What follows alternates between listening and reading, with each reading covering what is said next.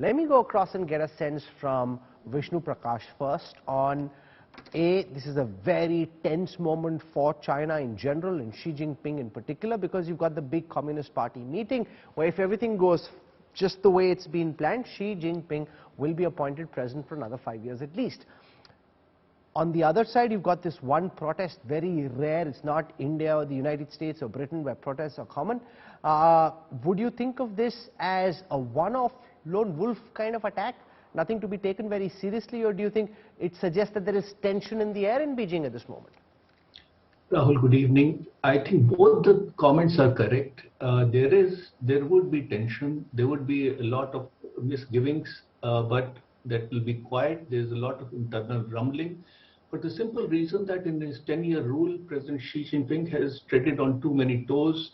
He has eliminated lots of opponents, putative rivals, and certainly they are lying in wait. But also what we saw today was, I think, was a one-off thing. But the very fact that the one-off thing also could happen is also significant, because Beijing is under literally a lockdown. The entry, the exit is being tightly controlled. Beijing or China is a police state. Everybody is under watch.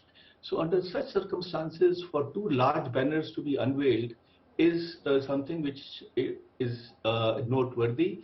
But as they say, one swallow does not make summer. I do not see that this will become a trend, because President Xi Jinping is in complete control. And it's his coronation party. I don't think that anybody will be allowed to spoil the party. And it's a choreographed event. It will go according to plan. That is most likely to happen, Rahul. General Atta Hasnain, your sense on these posters seen on a Beijing bridge, given the fact that security is at a high, given the fact that everyone's being very guarded, this does appear a bit odd, given that this is Beijing and not New Delhi? Rahul, thank you. Thank you, first of all, for having me on your show. Very important day, yes, for China. We are aware of the fact that for the last couple of weeks, there was a bit of a speculation going around about the future of President Xi himself. We were hearing of reports of coups, etc. It turned out to be mostly rumor mongering. But obviously, there is somewhere an element of truth could have been there, a chance could have been there. Let's compare this to Tiananmen 1989. The difference was, okay, at that time also a lone wolf kind of a action had taken place, strongly opposed by the state. There was no social media, there was no internet at that particular time. Today things are different perhaps. Networks are there, but China has got its own networks. China has got its own controls over them.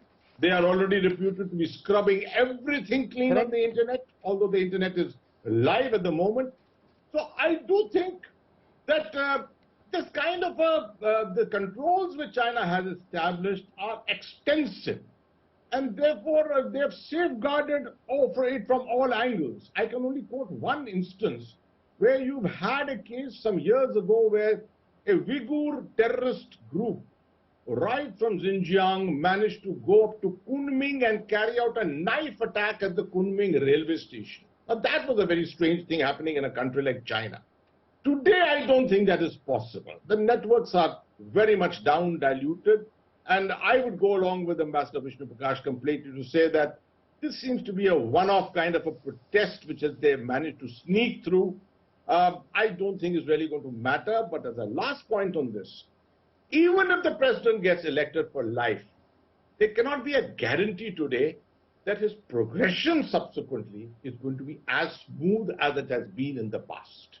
Why do you say that? Explain to our viewers, because that's a common thread from what a lot of analysts seem to be writing internationally, that from here on, life for Xi and life for China gets much tougher than it's been so far.